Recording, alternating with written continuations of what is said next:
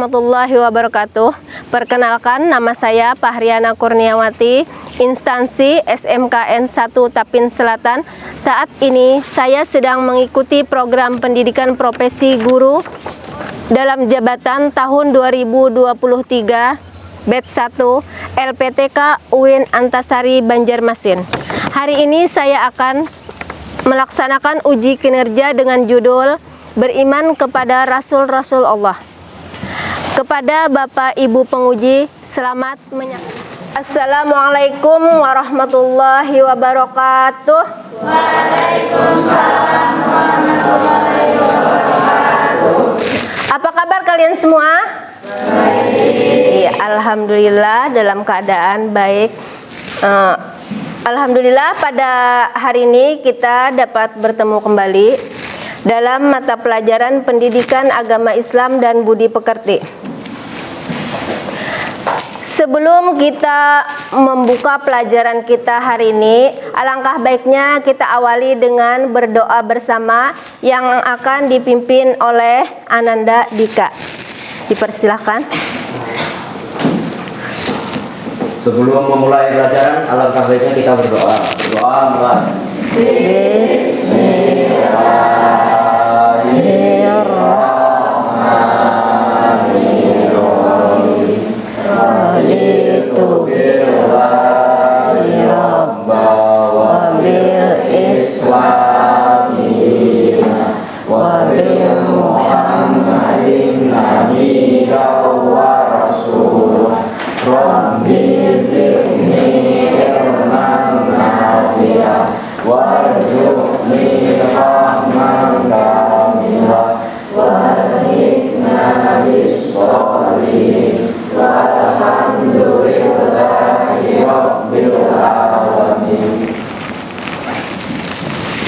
Terima kasih kepada Anandika.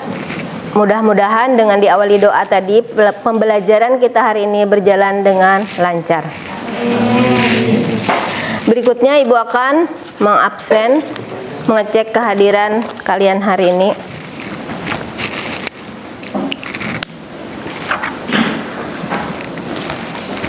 Ahmad Badali. Hadir. Amelia Sadrina.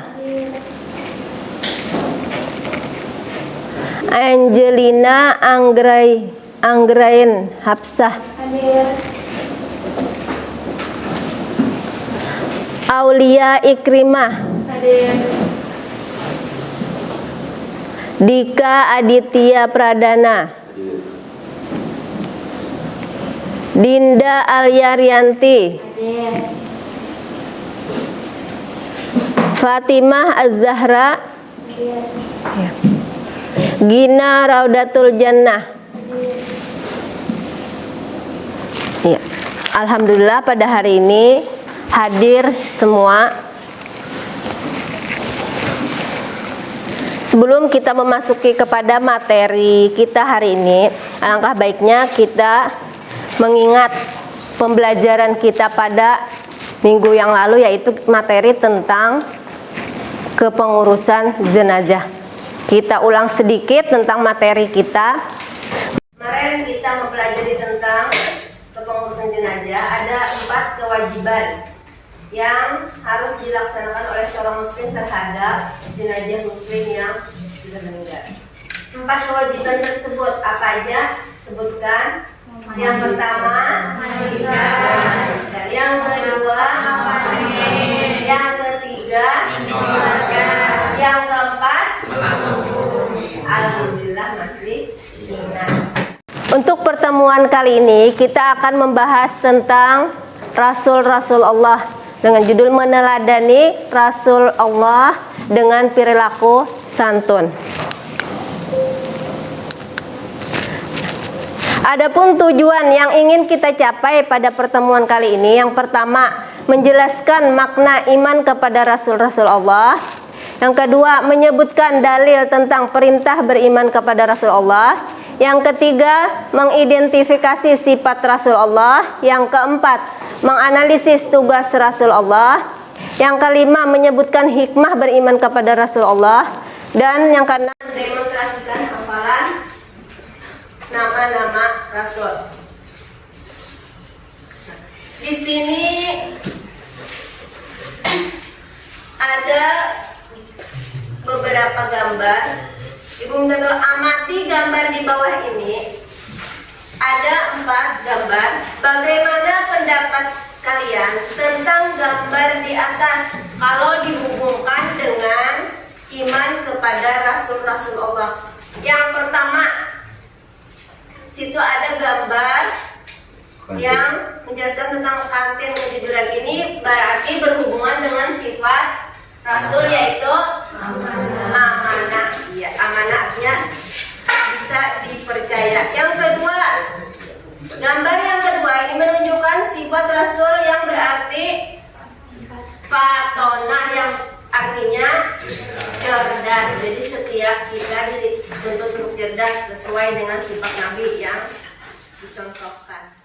Yang ketiga, ini berhubungan dengan sifat Nabi yang berarti sidik, artinya benar, artinya sesuatu yang disampaikan itu harus benar. Yang keempat, berhubungan dengan sifat tablik. Iya, tablik artinya menyampaikan sesuatu. Jadi sampaikanlah sesuatu itu dengan baik dan benar, walaupun hanya 1 ayat lah dijelaskan ada. Nah, sekarang kita membahas tentang pengertian iman kepada Rasulullah. Yang pertama tentang iman. Apa arti iman? Masih ingat? Iya, percaya. Kalau arti Rasul berarti utusan. Jadi kalau pengertian iman kepada Rasul Allah berarti percaya kepada utusan-utusan Allah. Percaya kepada utusan Allah. Ada yang lain bisa menambahkan? Ada yang bisa menambahkan? Ibu ulang sedikit, berarti ya, percaya kepada utusan Allah. Artinya kita mempercayai atau meyakini bahwa Rasul-Rasul itu memang diutus oleh Allah kepada kita sebagai suri tauladan yang membimbing kita kepada kebenaran menuju keselamatan dunia dan akhirat. Sering kita mendapati atau mendengar perkataan ada nabi, ada rasul. Samakah antara nabi dan rasul? Samakah antara nabi dan rasul? Beda. Siapa yang bisa menyebutkan? Kalau nabi siapa itu nabi? Nabi ialah terus nabi ialah berupa syariat. Terus Diperintahkan untuk menyampaikannya ataupun tidak. Iya. Sedangkan Rasul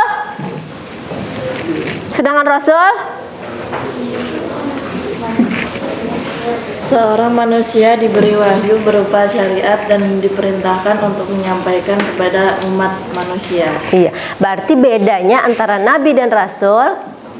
Kalau nabi tadi utusan Allah ya loh, tapi tidak berkewajiban untuk menyampaikan kepada manusia. Kalau rasul utusan Allah yang berkewajiban menyampaikan kepada umat manusia. Jadi kalau nabi belum tentu rasul, tapi kalau rasul sudah pasti nabi. Iya. Jadi kalau nabi belum tentu rasul, kalau rasul sudah pasti nabi. Diibaratkan makan dan minum. Kalau nabi ibaratnya minum, kalau rasul ibarat makan. Jadi kalau pian minum belum tentu pian makan. Tapi kalau pian makan sudah pasti pian minum. Iya. Supaya mudah. Nah, sekarang ada dalil yang menjelaskan tentang iman kepada Rasulullah. Di antaranya Quran surah An-Nisa ayat 136. Ya. Ibu minta kepada Ananda Ziyadatul Husna, tolong dibacakan Quran surah An-Nisa ayat 136.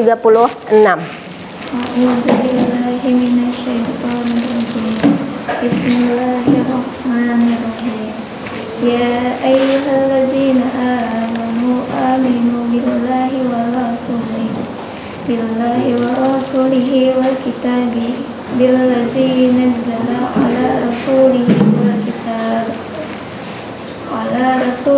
wal kitab billazi anzala min qablu wa may yakfur billahi wa malaikatihi wa kutubihi wa rusulihi wal yawmil akhir faqad dhalla dhalalan ba'idan. Sadaqallahul adzim. Iya, di sampingnya tolong bacakan artinya. Artinya, wahai orang-orang yang beriman, tetaplah beriman kepada Allah dan kepada kitab Al-Quran yang diturunkan kepada Rasulullah serta kitab yang diturunkan sebelumnya. Barang siapa yang iman kepada Allah, malaikat-malaikatnya, kitab-kitabnya, rasul-rasulnya, dan hari kemudian, maka sungguh orang itu telah berkutuk dengan jalan. Iya, terima kasih. Ini tadi ayat yang menjelaskan tentang beriman kepada rasul-rasul Allah. Nah, ada di antara nabi dan rasul tadi ada 25 nabi dan rasul yang disebutkan di dalam Al-Qur'an. Adakah yang hafal?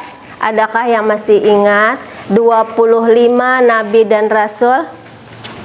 Iya, silahkan sebutkan. Iya, nabi. Adam, Idris, Nuh, Hud, Saleh, Ibrahim, Lut, Ismail, Ishak, Yakub, Yusuf, Ayub, Shu'aib, Musa, Harun, Zulkifli, Daud, Sulaiman, Ilyas, Ilyasa, Yunus, Zakaria, Yahya, Isa, Muhammad, sallallahu alaihi wasallam. Iya, ada 25 nabi dan rasul. Nanti di antara ke-25 nabi dan rasul ini ada lagi 5 orang yang mendapat gelar rasul ulul azmi. Di antara kenapa diberi gelar rasul ulul azmi? Karena 5 orang nabi tersebut mempunyai keteguhan hati, kekuatan iman melebihi dari nabi-nabi yang lain, walaupun cobaannya lebih berat. Di antara yang 5 tersebut ialah Nabi Nuh, Ibrahim, Musa, Isa, dan ada 5 ya. Ulangi lagi, yang 5 Nabi Nuh, Musa, iya, berarti ada 5. Nah, beliau-beliau itu mempunyai kekuatan iman yang sangat, walaupun cobaannya lebih berat. Nah, kemudian ada sifat-sifat Rasul. Yang pertama sidik, artinya benar. Yang kedua amanah, artinya. Yang ketiga tablik, artinya. Yang keempat fatonah, artinya cerdas. Nah,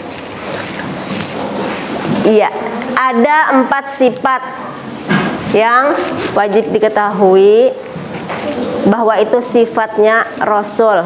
Kemudian sebenarnya ada sifat mustahilnya pun ada 4.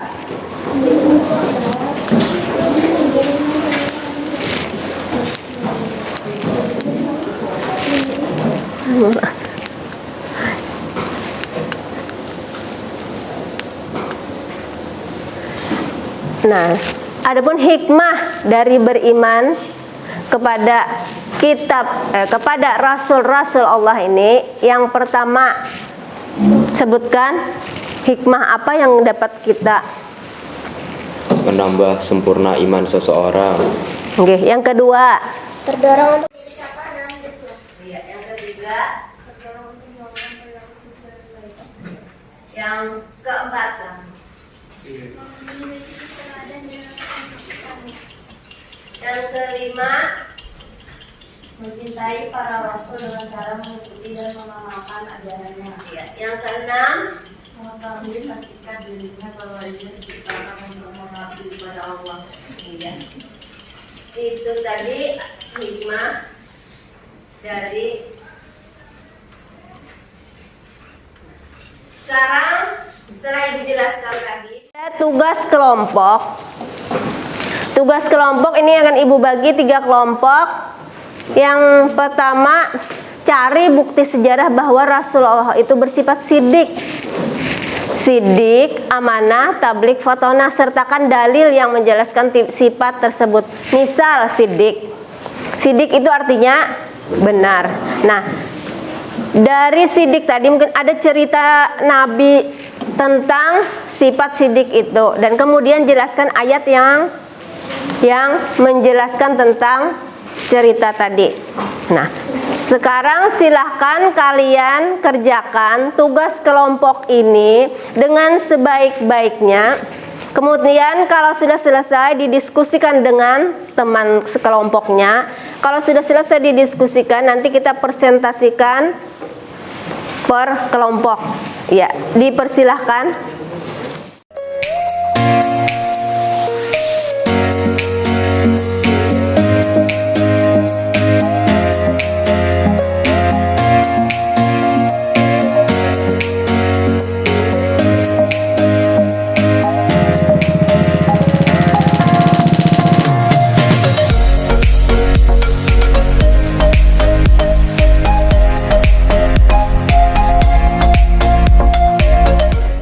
Bagaimana anak-anak? Apakah tugasnya sudah selesai? Sudah. Iya. Sekarang kita presentasikan untuk kelompok 1 terlebih dahulu. Bagaimana kelompok 1? Apakah sudah siap? Ya. Iya. Untuk kelompok 1 dipersilahkan. Assalamualaikum warahmatullahi wabarakatuh. Waalaikumsalam warahmatullahi wabarakatuh. Kami dari kelompok 1 mau presentasikan Tentang hasil tugas yang kami kerjakan tadi. Sifat-sifat Nabi, wajib, Rasul. Setiap Nabi dan Rasul mempunyai sifat di bawah ini. Sidik artinya benar. Segala sesuatu yang diucapkan oleh para nabi adalah kebenaran dan tidak mungkin melenceng dari kenyataan. Allah Subhanahu wa Ta'ala menyifati para nabinya dengan kejujuran. Contoh kejujuran Nabi Idris alaihissalam dijelaskan dalam surat Maryam ayat 19. Amanah artinya dapat dipercaya. Nabi dan Rasul harus menyampaikan seluruh berita Allah dan larangannya kepada hamba-hambanya tanpa menambah ataupun mengurangi, tanpa mengubah atau mengganti. Contohnya di saat kaum Nabi Nuh mendustakan apa yang dibawa olehnya, Allah pun menegaskan bahwa Nuh adalah terpercaya dalam kurung amanah, sebagaimana dijelaskan dalam IS Asyura ayat 106 sampai 107. Yang artinya ketika saudara mereka Nuh berkata kepada mereka, mengapa kamu tidak bertakwa? Sesungguhnya aku adalah seorang rasul terpercaya yang diutus kepadamu.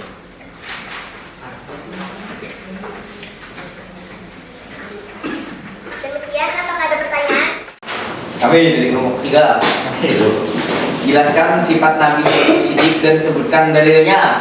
Sidik artinya benar. Segala sesuatu yang diucapkan oleh para nabi adalah kebenaran dan tidak mungkin melenceng dari kenyataan.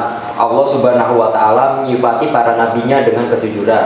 Wa dzkur fil kitabi Idris innahu kana siddiqan nabiyya. artinya Yang artinya ceritakanlah Nabi Muhammad kisah Idris di dalam kitab Al-Quran. Sesungguhnya dia adalah orang yang sangat benar dan membenarkan lagi seorang nabi. Demikian presentasi dari kami. Saya ucapkan Assalamualaikum warahmatullahi wabarakatuh. Waalaikumsalam warahmatullahi wabarakatuh. Ya. Sip. Kita lanjutkan kepada kelompok 2, dipersilahkan. Assalamualaikum warahmatullahi wabarakatuh. Waalaikumsalam warahmatullahi wabarakatuh. Kami dari kelompok 2 ingin mempresentasikan hasil tugas kami.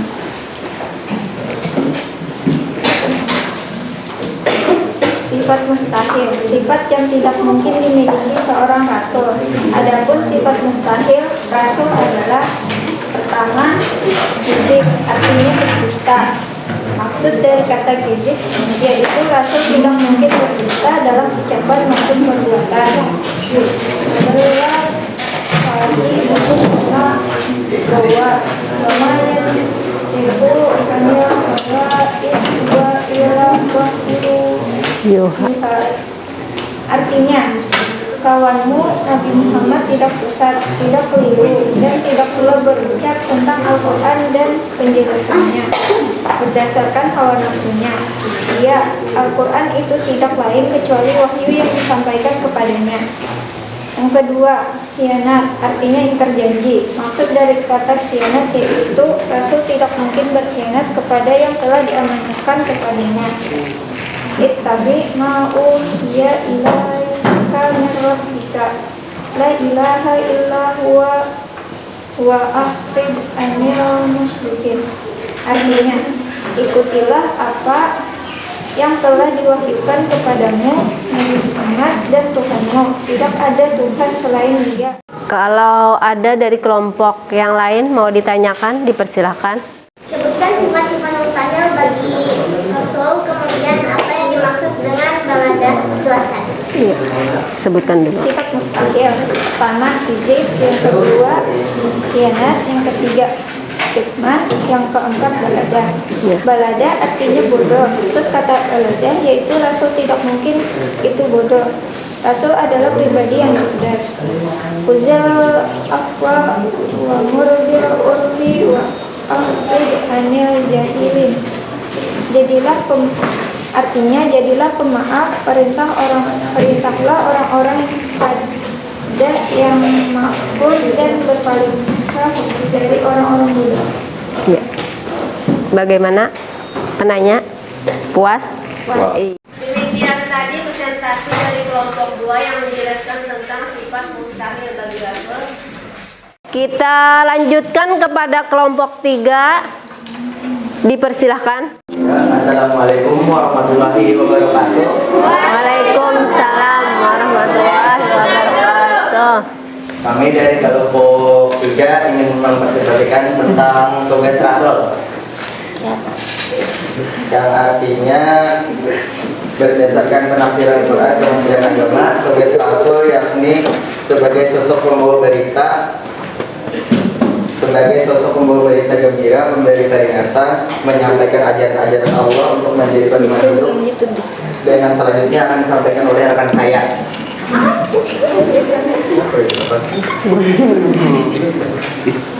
Tugas para rasul. 1. Menyampaikan amanat Allah dengan jelas.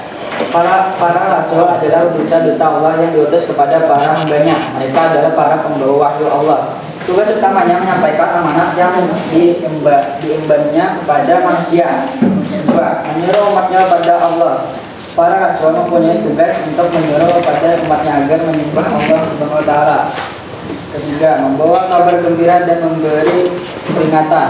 Dalam pengemban tugas Rasul Allah diberikan untuk menyampaikan kabar gembira dan juga peringatan kepada umatnya. Mengapa? Dalam berdakwah kepada Allah sangat erat dengan menyampaikan kabar gembira dan peringatan atau ancaman. Nabi Muhammad SAW menyampaikan risalah untuk rahmat bagi alam semesta, sebagaimana firman Allah. Wa ma arsalnaka illa rahmatan lil alamin. Artinya, dan tiadalah kami mengutus kamu melainkan untuk menjadi rahmat bagi semesta alam. Ya, demikian presentasi dari kami. Kalau ada pertanyaan silahkan diajukan ya. Sebutkan tugas-tugas Rasul. Iya, poin-poinnya.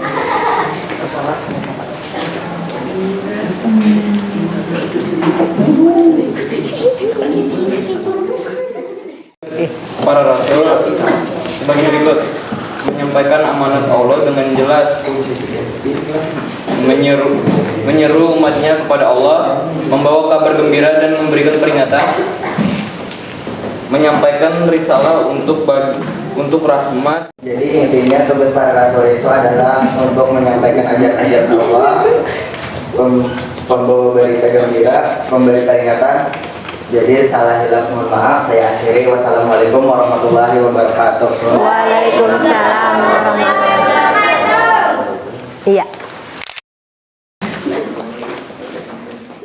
Demikian tadi akhir dari presentasi kita hari ini, yaitu kelompok 3 yang sudah mempresentasikan tentang tugas para rasul. Adapun kesimpulan yang dapat kita simpulkan pada pertemuan kita kali ini, ada beberapa kesimpulan. Yang pertama, pengertian beriman kepada Rasulullah. Jadi pengertian beriman kepada Rasulullah yaitu meyakini bahwa Rasul itu benar-benar utusan Allah yang ditugaskan untuk membimbing umatnya ke jalan yang benar agar selamat di dunia dan akhirat. Yang kedua, sifat-sifat Rasul ada 4, yaitu yang pertama artinya, yang kedua artinya, yang ketiga artinya, yang keempat artinya, iya, ada 4 sifat. Kemudian tugas para rasul yaitu mengajarkan tauhid, mengajarkan cara beribadah, menunjukkan jalan yang lurus, memberi teladan kepada umat manusia.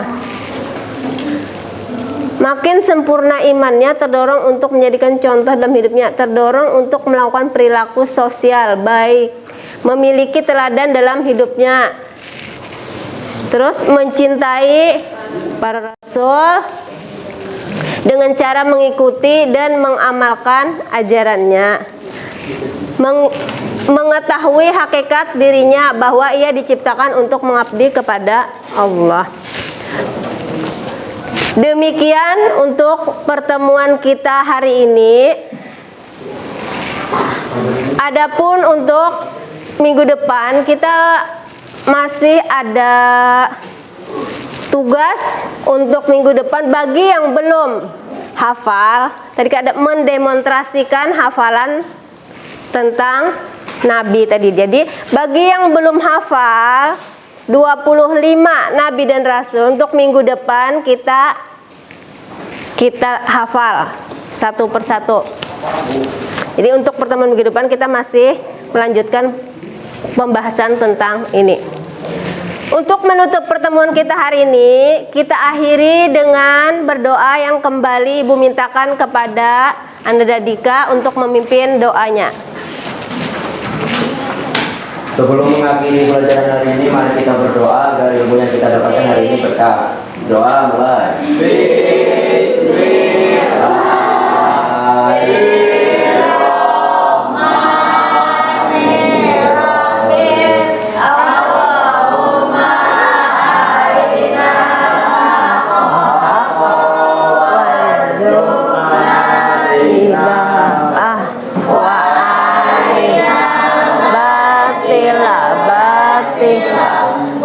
Warzuqna